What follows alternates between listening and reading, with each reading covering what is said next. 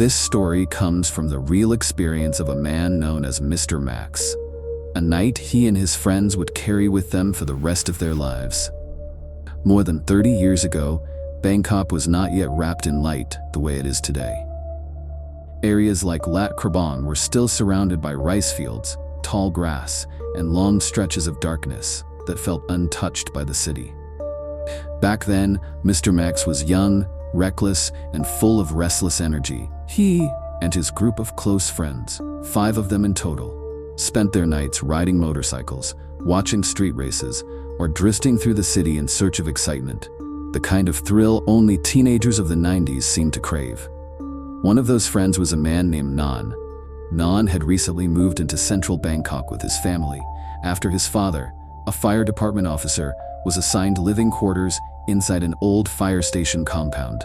The apartment building was a 4-story concrete structure, plain and heavy in design, the kind of government building built for function, not comfort.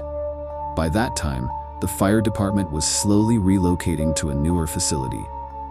Most of the old building stood half abandoned. Many rooms were locked shut. Hallways sat in darkness. The air felt still, as if the building itself was waiting. On a particularly windy Friday night, after the group returned from watching street races sometime around 1 in the morning, Nan invited everyone to stay over. The roads back to Lat Krabang were long, dark, and filled with police checkpoints.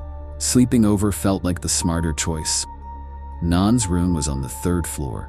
When they stepped inside, the air felt strangely cold and heavy. The smell of old concrete, dust, and faint engine oil lingered in the room. Some of his father's belongings were stacked in corners, half-packed for the move. A large wooden wardrobe stood in the middle, dividing the storage area from the sleeping space. Against the wall near the bathroom sat an old 6-foot wooden bed. That night, they arranged themselves to sleep. Nan lay closest to the wall. Maud slept in the middle, and Mr. Max took the outer edge of the bed. The remaining 2 friends laid their mats on the floor beside it. Eventually, conversation faded. Only the hum of the sand and the wind rattling the old windows remained.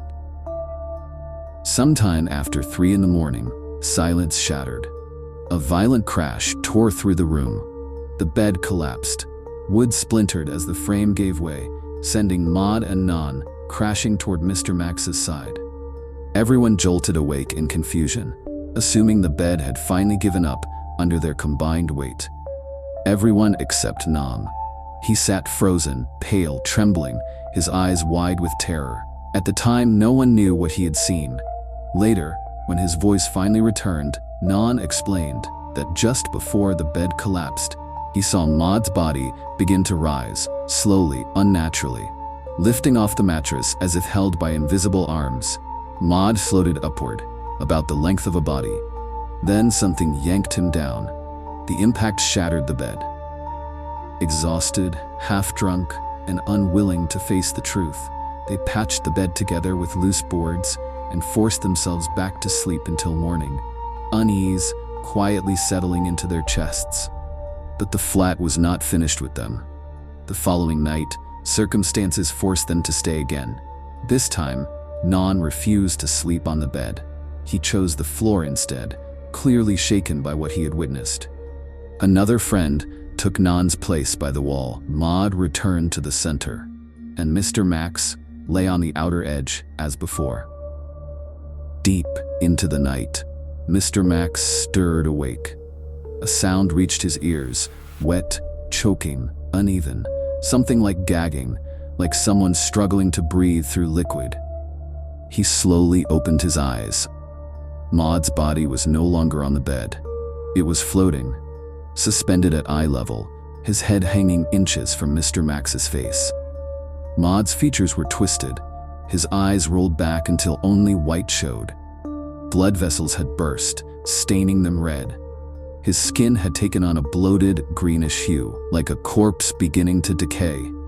His arms and legs dangled limply, as though he were a puppet, held by unseen strings.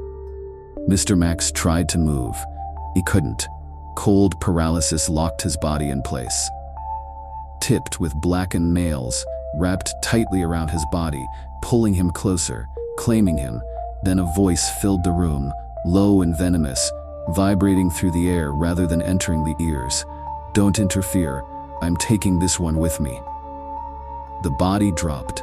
Maud slammed into the bed as the makeshift supports snapped again, collapsing completely. The impact broke the paralysis. Lights came on. Everyone was awake, shaking, crying, screaming. They had all seen her. They had all heard the same voice. Only Maud lay unconscious among the broken wood, dark slime smeared at the corner of his mouth. They didn't wait.